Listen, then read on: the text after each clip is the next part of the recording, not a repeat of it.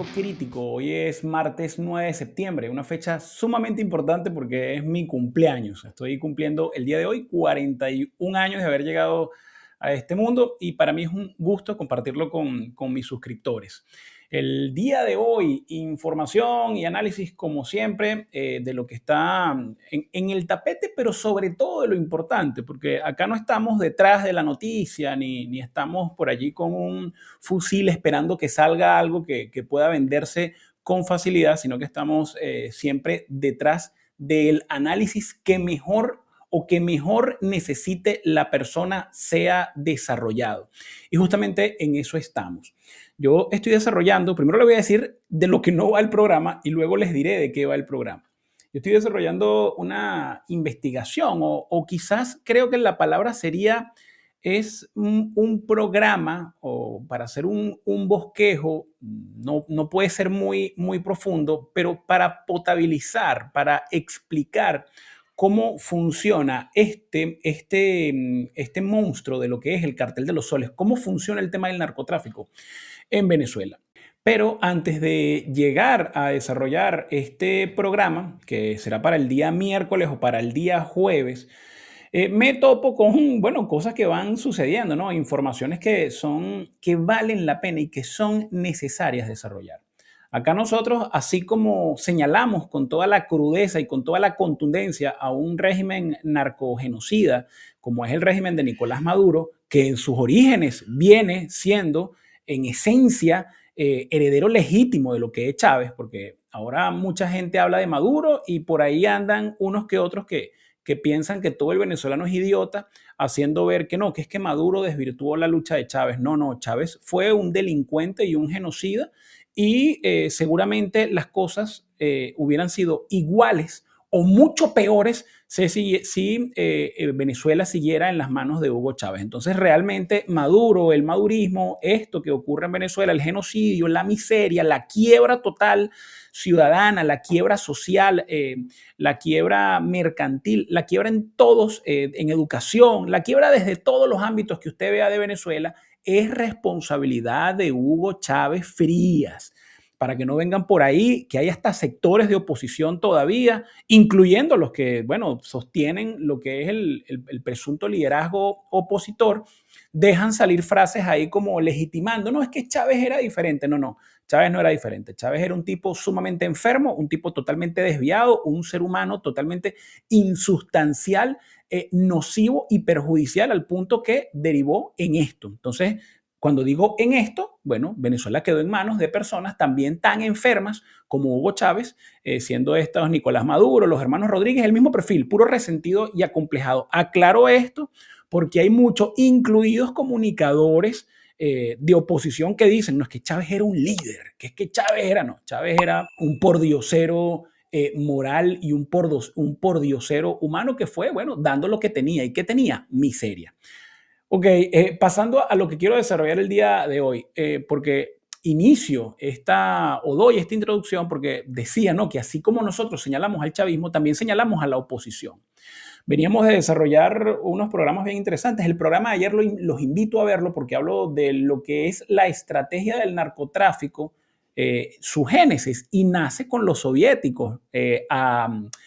A Latinoamérica hacen, digamos, allí un switch y tropicalizan la estrategia por medio de Cuba y por medio de Nicaragua, y luego, pues, Hugo Rafael Chávez Frías le compra con mucha facilidad a los cubanos esta supuesta estrategia con argumentos morales de que el combate con el imperio norteamericano era por medio de las drogas. Eso lo desarrollamos ayer. Hay 4 informes que se llaman emitidos por el Comité de Santa Fe en diferentes fechas, iniciando desde 1980, y eso lo desarrollamos en ese programa. Pero bueno, venía en los últimos programas, así como hablé de los pilotos que despegaron la semana pasada en defensa del cielo patrio. Entonces, bueno, veníamos desarrollando estos programas hablando de la naturaleza del régimen, pero ahora vamos a hablar de la naturaleza de la lamentable oposición que nosotros tenemos.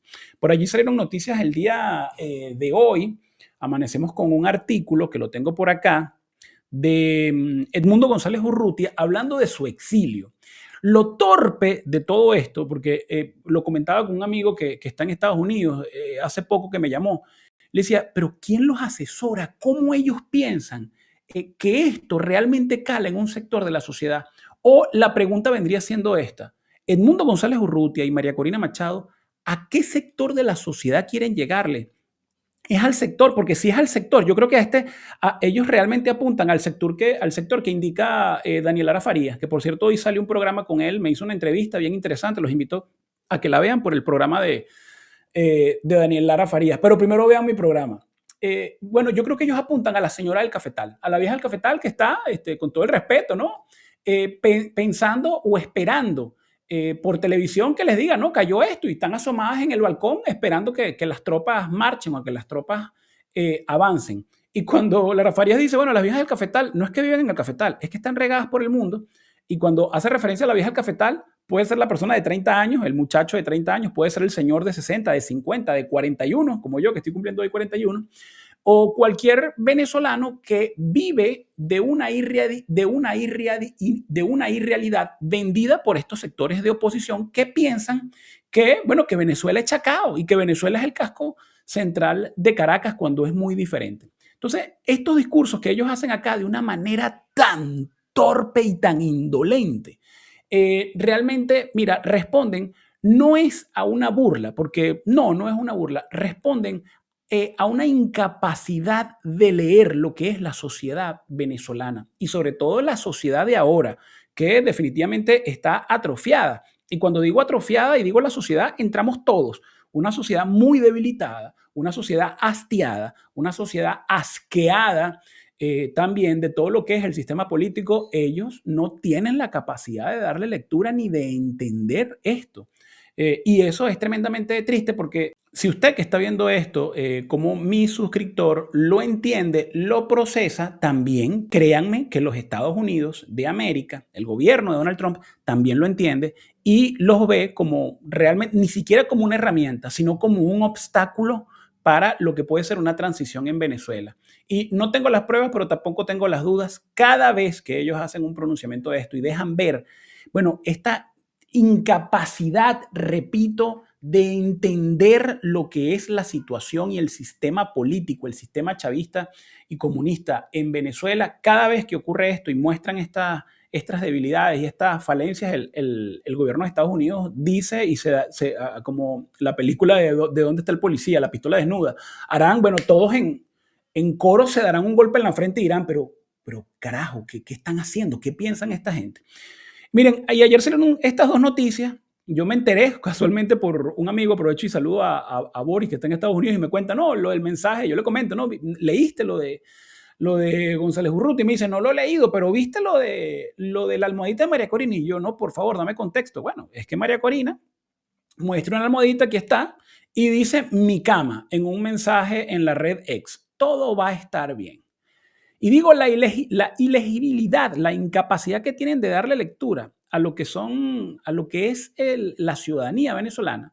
Porque, ¿qué está queriendo ver ella aquí? Bueno, la esperanza que tengo, una almohadita cuchi que ya no te sienta porque eres una persona también, bueno, cada quien en su edad. Tú tienes ya cerca, estás rozando ya los 60 años. Este tipo no va, este tipo de actitudes no va, y además no va con una líder político y no va con una mujer, muy aparte de que no sea líder político, no va con una mujer de su edad, que a quién le quieren llegar o a quién quieren enternecer con algo que lo que muestra también es indolencia y, repito, incapacidad de entender y de sentir empatía por el venezolano de a pie, por los casi 1.000 venezolanos, entre mujeres, menores de edad, militares, que están presos, siendo torturados, evaluando todos los días si se suicidan o no se suicidan, muchos de ellos llevados a la cárcel por una estrategia, bueno, estupenda, donde ellos dijeron que efectivamente el régimen podía salir con votos luego de que todo el mundo, por años, por más de 2 décadas, ha quedado claro que no, que el régimen no responde a votos. Yo quería hacer, saben, como los que me siguen saben que a mí me gustan hacer muchas comparaciones o homologar situaciones. Hay una película que a mí me gusta, yo creo que la mayoría, porque de acuerdo a cómo me segmenta YouTube la información, la mayoría de los suscriptores tienen mi edad o están por encima de mi edad. Me imagino que todos han visto la película de Indiana Jones, El Arca Perdida, una joya, una obra de arte. A mí me encanta esa película, puedo verla muchas veces, que es con Harrison Ford interpretando a Indiana Jones. Es la primera película de la saga de Indiana Jones. Hay algo interesante en esa película que es el argumento, y el argumento es, bueno, gira sobre la figura de Harrison Ford, de Indiana Jones, que es el héroe de la película. Pero bueno, Indiana Jones pasa por una cantidad de situaciones donde al final queda amarrado junto con la coprotagonista, no recuerdo ahora el nombre de ella, y los nazis logran abrir el Arca de la Alianza.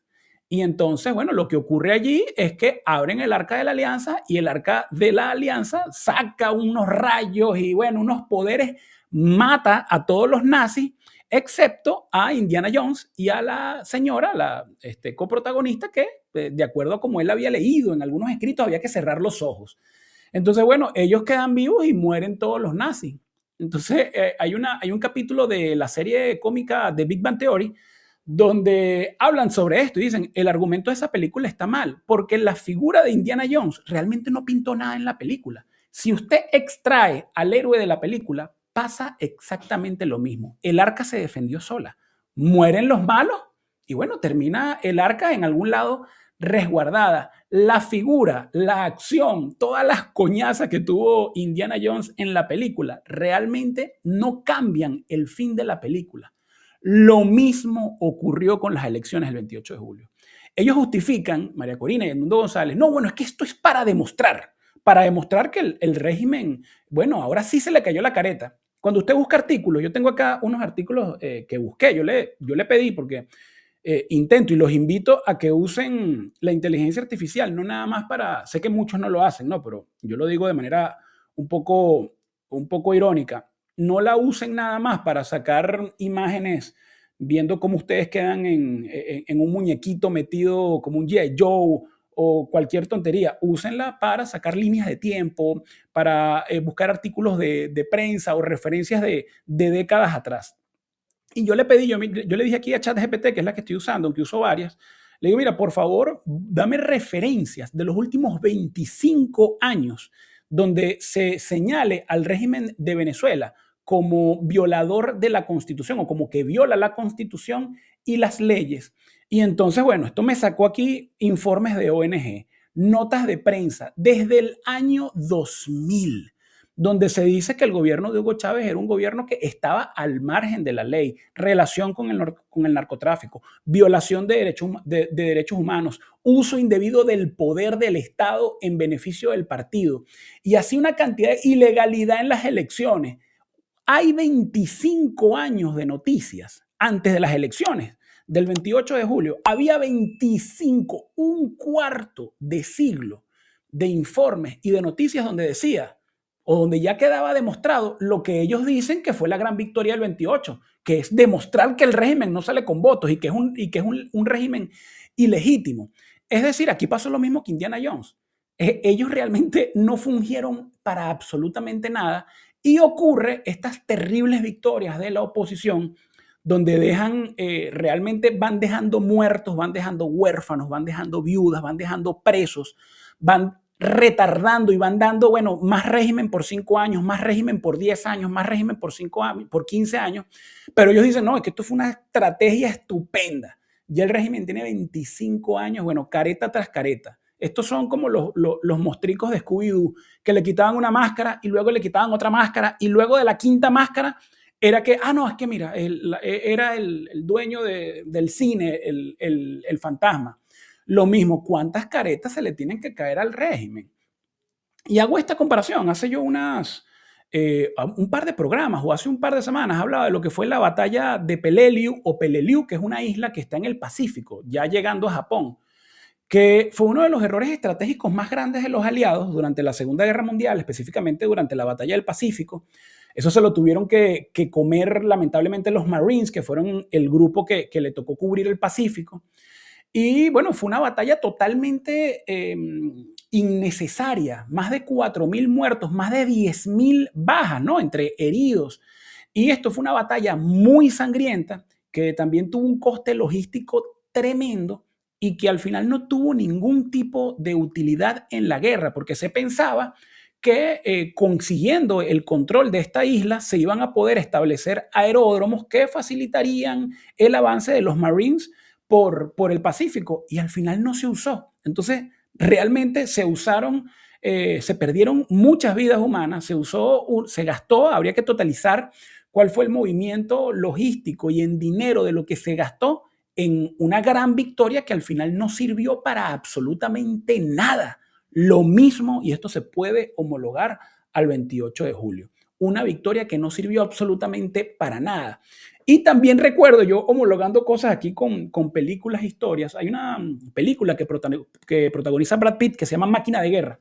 Y es de un general, ahora buscaré el nombre, basada en hechos reales que, bueno, movilizó, le dieron poderes, bueno, totales, si no me equivoco, fue en Afganistán para mover más de 100.000 tropas sobre Afganistán y al final era innecesario. De acuerdo a lo que deja ver la película, era un general de estas tradiciones, digamos, de casta militar, que ellos querían su guerra y ellos querían, así como Patton decía, yo quiero mi guerra. Y, ojo, que yo admiro mucho la historia del general Patton también, porque era un tipo políticamente incorrecto. Él decía lo que había que decir, pero eran, bueno, generales que querían su guerra. Patton tuvo la Segunda Guerra Mundial, pero este general no tuvo la Segunda Guerra Mundial, tuvo Afganistán y le dieron una cantidad de poderes y al final se descubrió que realmente era innecesario movilizar todo esto, pero bueno, él quería su guerra. Y si usted va por la historia, sobre todo de países belicistas, usted va que hay muchos combates, muchas guerras, muchas situaciones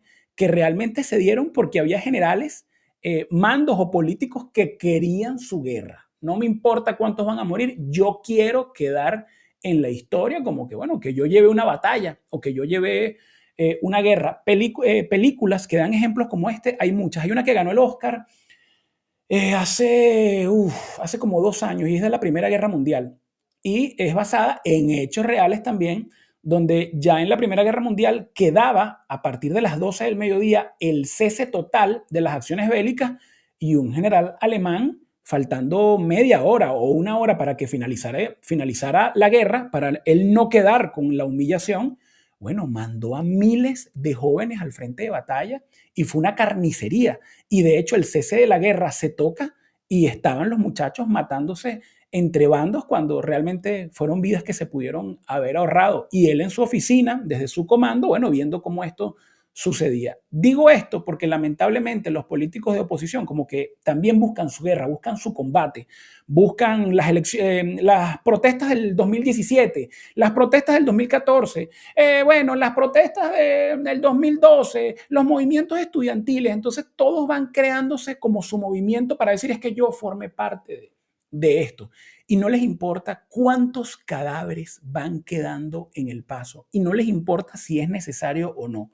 Solamente ellos quieren quedar con una supuesta victoria política que no es para nada una victoria política. Y eso no deja, como siempre digo, lamentablemente, no deja de ser preocupante y de ser lamentable. Bueno, voy a aprovechar para leer el artículo o parte del artículo de Edmundo González porque en su infinita incapacidad y en su infinita incapacidad o interés de realmente hacer las cosas como se deben, publican el artículo, si no me equivoco, en El Mundo, que es un medio español, donde tú tienes que pagar para poder leer el artículo completo. Entonces, este artículo, repito, ¿a quién coño va dirigido Edmundo González?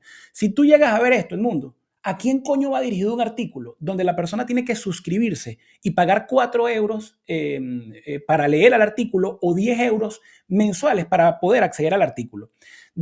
Bueno, y de hecho, cuando usted ve otros portales que replican el artículo, replican extractos, solo pequeños extractos como Infobae. Antes del artículo, voy a sacar lo que saca Infobae acerca de lo que dice Edmundo González, porque claro, ellos van como interpretando y sacando extractos, por acá lo tenía, ahora lo ubico nuevamente, extractos porque, bueno, se ve que ni siquiera Infobae quiso pagar lo que requiere la plataforma de El Mundo para el artículo.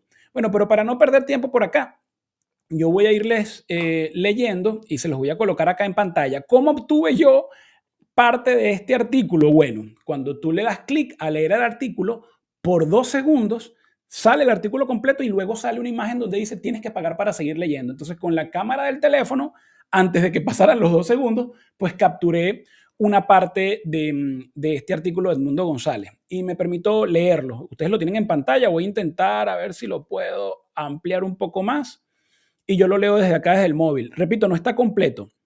Dice Edmundo González Urrutia y el artículo se llama, acá lo tienen, 12 meses en el exilio. A ver, eso, 12 meses en el exilio, mi testimonio de resistencia democrática. Bueno, imagínate tú, Mandela es un idiota. Hace un año comenzó un camino que parecía incierto y que hoy se entiende con más claridad. El exilio no ha sido un refugio, ha sido el espacio desde donde se han tejido acciones, encuentros, decisiones que hoy marcan la circunstancia que atraviesa el régimen venezolano. Y esto es totalmente falso. Y ya lo vamos a argumentar. Lo que entonces se veía como una salida forzada se convirtió en una misión que ha tenido consecuencias visibles. No fue una salida forzada, al contrario, fue una salida muy cómoda y además pactada, negociada. Y que de paso nunca se le informó a María Corina Machado. Y eso también la gente debería saberlo. Lo que pasa es que apuestan a la idiotez y a la memoria de corto plazo de cada uno de nosotros. Continúo. Hoy exactamente hace un año salí de Venezuela. No fue una salida prevista, con calma, ni mucho menos planificada. Un avión de la aviación militar española había partido desde Madrid y aguardaba en República Dominicana. Allí esperaba que se firmara un acuerdo político que nunca se cumplió. No, bueno, entonces que él explique cuál es el acuerdo político, porque el acuerdo político, hay videos que mostró Diosdado Cabello y Jorge Rodríguez donde él plácidamente firmaba su salvoconducto y su salida del país, mientras todavía los 30 muertos de las elecciones no habían sido enterrados y donde había más de 2.000 personas que salieron creyendo en que se podía cobrar un voto presas, que siguen allí presas. Esa sí es una verdadera muestra de resistencia democrática, no la irresponsabilidad de Edmundo González, la humanidad reducida de este señor que en sus reuniones internas, y esto no son cuentos de camino, en sus reuniones internas dice, quiero quitarme este cargo imaginario que tengo, estoy desesperado porque no aguanto esta responsabilidad que yo decidí asumir, pero casi fue obligada, dicho por él en sus círculos internos en Madrid. Y hay muchas personas que están viendo esto que saben que es la realidad. Bueno, ok, sigo. Allí esperaba que se firmara un acuerdo que nunca se cumplió. A ver qué, bueno, cuáles habrán sido los acuerdos que no se cumplieron. Fue en ese punto donde comenzó mi exilio. Qué tragedia, Edmundo.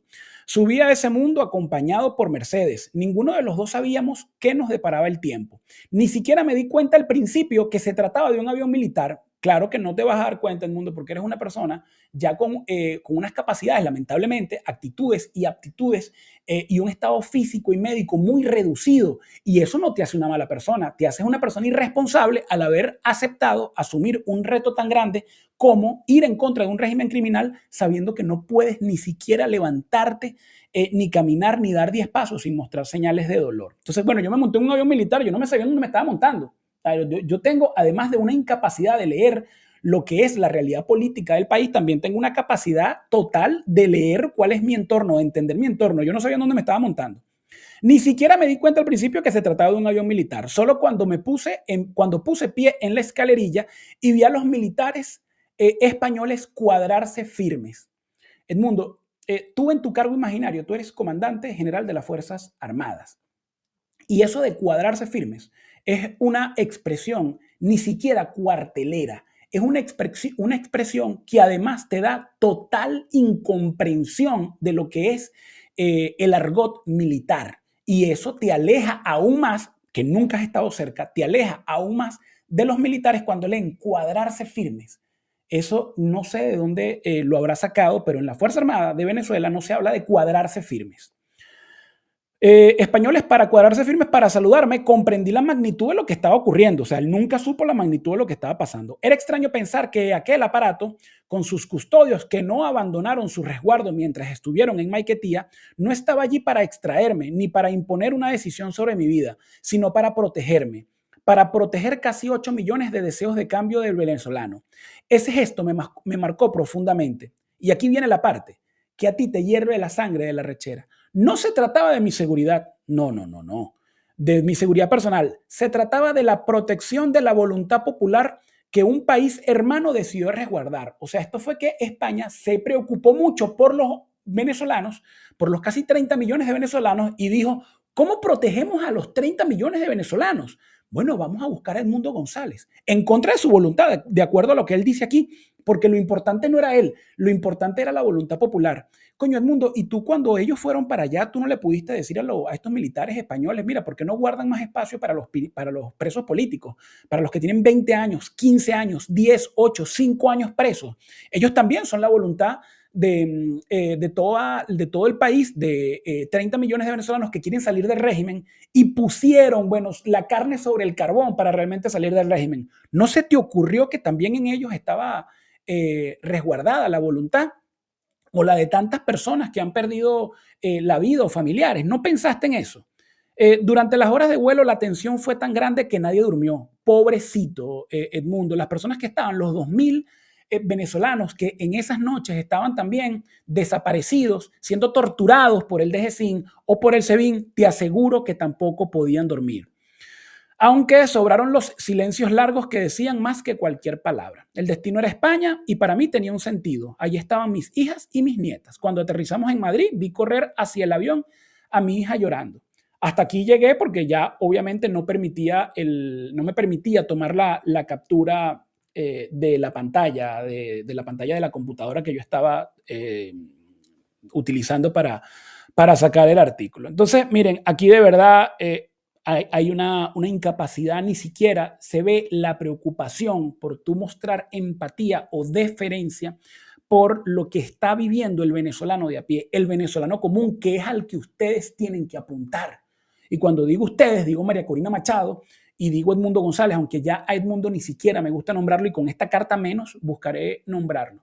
A esas son las personas que ustedes tienen que apuntar en sus discursos, a las personas que están, como decimos en Venezuela, comiéndose un cable, a las personas que están viendo cómo alimentan a su hijo con algo más que arroz, con algo más que pasta y con algo más que harina pan en el mejor de los casos, desnutrición total, a las personas que están viendo cómo le dan una educación digna a sus hijos, a las personas que están viendo, bueno, cómo salvan y cómo sortean todas las aventuras que representan vivir en Venezuela sin ningún tipo de servicio y además reprimidos por un régimen que en la primera, donde tú pongas mala cara por algo que está ocurriendo, te pueden desaparecer o en el mejor de los casos meterte preso.